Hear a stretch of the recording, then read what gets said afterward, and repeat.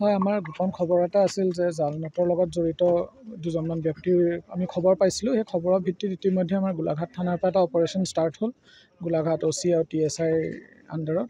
আৰু ইতিমধ্যে আমি এজন অৰুণৱ হাজৰিকা বুলি ব্যক্তি এজন, তেওঁৰ ঘৰ গোলাঘাটৰে আমোলাপট্টিত, তেওঁ ভাড়াঘৰ এটাত আছিল। তেওঁৰ ভাড়াঘৰৰ পৰা ইতিমধ্যে আমি 11,20,000 টকা পাইছোঁ। পইচাখিনি আমাৰ দেখাত ডুপ্লিকেট কাৰেঞ্চি নিচিনাই লাগিছে। এক্সপাৰ্ট অপিনিয়নটোৰ পৰা আমি সঠিককৈ পিছত ক'ব পাৰিম। আৰু তেওঁৰ খবৰৰ ভিত্তিত আমি আৰু অপাৰেশ্যন চলাই আছোঁ। বাকী ইয়াৰ পিছতহে আমি ক'ব পাৰিম। আমি এতিয়া সেইখিনি চাই আছোঁ। চ' সেইখিনি আমি চাই পেলাইহে পিছত তদন্তৰ খাতিৰত ক'ব পাৰিম যে তেওঁ কিমান ইনভল্ভ। এটা কথা আমি গম পাইছোঁ যে সৰু সৰু ল'ৰা ছোৱালীক ইনভল্ভ কৰাইছে সমগ্ৰ ক্ৰাইমটোত। সেই গোটেইটোৱে এইটো আপোনালোকে জানে যে ফেক কাৰেঞ্চিৰ লগত যদি জড়িত হয়, এইটো এটা অৰ্গেনাইজ ক্ৰাইম হয়। সেইটো কাৰণে তাত বিভিন্ন ধৰণৰ ব্যক্তি ইনভল্ভ থাকিব পাৰে। চ' এতিয়া খুব প্ৰিলিমিনেৰী ষ্টেজত আছে, আমি অপাৰেশ্যন চলাই আছোঁ। চ' সবিশেষ যিমানে তদন্ত আগবাঢ়িব সিমানে আমি গোটেই নেক্সাছটো ধৰিব পাৰিম যে আৰু কোন কোন ব্যক্তি ইয়াত ইনভল্ভ আছে। কেনেকৈ ধৰা পৰিছিল কথাটো?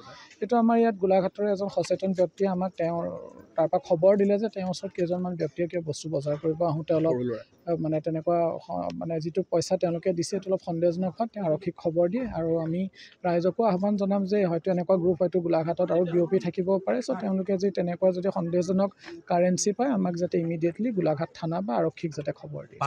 মাইনৰো থাকিব পাৰে ক্ৰাইমত? এইটো থাকিব পাৰে, কাৰণ আমি মাইনৰ বুলি তেওঁলোকে ক্ৰাইমত ইনভল্ভ আছে নাই নাজানো, কিন্তু হয়তো ছ'চাইটিত যিহেতু তেওঁলোকো থাকে, চ' কোনোবাই হয়তো তেওঁলোকৰো সুযোগ ল'ব পাৰে। চ' এই গোটেইখিনি তদন্তত ওলাব যে ইয়াত কোন পৰ্যায়ৰ মানুহ, কোনোবা হয়তো ভিক্টিমো হ'ব পাৰে। চ' তেওঁলোক একচুৱেলি ক্ৰিমিনেল নহয়, ভিক্টিমো হ'ব পাৰে যাক ব্যৱহাৰ কৰা গৈছে। এই গোটেইখিনি তদন্তত ওলাব।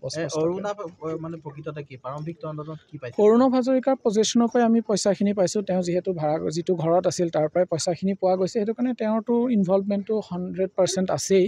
চ' বাকী তেওঁ সোধ-পোছ কৰাৰ পিছত আমি বাকী তথ্যখিনি গম পাম। তেওঁ কৈছে সেইখিনি এতিয়া তদন্ত খুব ইনিচিয়েল ষ্টেজত আছে। চ' একেবাৰে আমি গোটেইখিনি কথা এতিয়াই ক'ব নোৱাৰোঁ।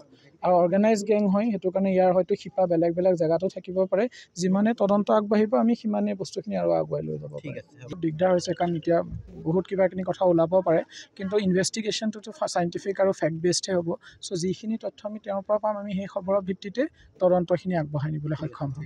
হয়, আমাৰ গোপন খবৰ এটা আছিল যে জাল নোটৰ লগত জড়িত দুজনমান ব্যক্তিৰ আমি খবৰ পাইছিলোঁ। সেই খবৰৰ ভিত্তিত ইতিমধ্যে আমাৰ গোলাঘাট থানাৰ পৰা এটা অপাৰেশ্যন ষ্টাৰ্ট হ'ল, গোলাঘাট OC আৰু TSIৰ আণ্ডাৰত। আৰু ইতিমধ্যে আমি এজন অৰুণৱ হাজৰিকা বুলি ব্যক্তি এজন, তেওঁৰ ঘৰ গোলাঘাটৰে আমোলাপট্টিত, তেওঁ ভাড়াঘৰ এটাত আছিল। তেওঁৰ ভাড়াঘৰৰ পৰা ইতিমধ্যে আমি 11,20,000 টকা পাইছোঁ। পইচাখিনি আমাৰ দেখাত ডুপ্লিকেট কাৰেঞ্চি নিচিনাই লাগিছে। এক্সপাৰ্ট অপিনিয়নটোৰ পৰা আমি সঠিককৈ পিছত ক'ব পাৰিম। আৰু তেওঁৰ খবৰৰ ভিত্তিত আমি আৰু অপাৰেশ্যন চলাই আছোঁ। বাকী ইয়াৰ পিছতহে আমি ক'ব পাৰিম। আমি এতিয়া সেইখিনি চাই আছোঁ। চ' সেইখিনি আমি চাই পেলাইহে পিছত তদন্তৰ খাতিৰত ক'ব পাৰিম যে তেওঁ কিমান ইনভল্ভ।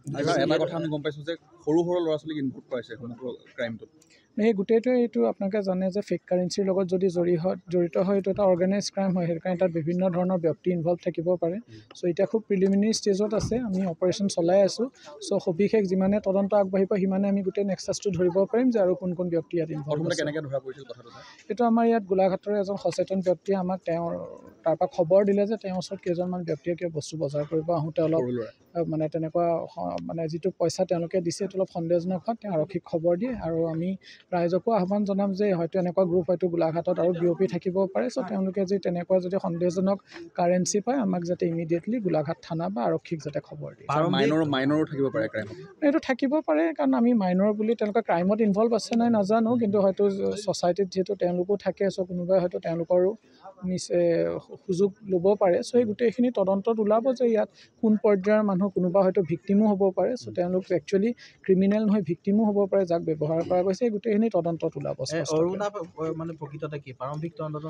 অৰুণৱ হাজৰিকাৰ পজিশ্যনৰ পৰাই আমি পইচাখিনি পাইছোঁ। তেওঁ যিটো ঘৰত আছিল তাৰ পৰাই পইচাখিনি পোৱা গৈছে। সেইটো কাৰণে তেওঁৰতো ইনভলভমেণ্টটো 100% আছেই। চ' বাকী তেওঁ সোধ-পোছ কৰাৰ পিছত আমি বাকী তথ্যখিনি গম পাম।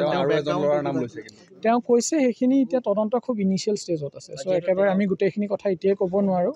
আৰু অৰ্গেনাইজ গেং হয়, সেইটো কাৰণে ইয়াৰ হয়তো শিপা বেলেগ বেলেগ জেগাতো থাকিব পাৰে। যিমানে তদন্ত আগবাঢ়িব আমি সিমানে বস্তুখিনি আৰু আগুৱাই লৈ যাব পাৰিম। দিগদাৰ হৈছে কাৰণ এতিয়া বহুত কিবাকিনি কথা ওলাব পাৰে, কিন্তু ইনভেষ্টিগেশ্যনটোতো চাইণ্টিফিক আৰু ফেক্ট বেছডহে হ'ব। চ' যিখিনি তথ্য আমি তেওঁৰ পৰা পাম, আমি সেই খবৰৰ ভিত্তিতে তদন্তখিনি আগবঢ়াই নিবলৈ সক্ষম হ'ম।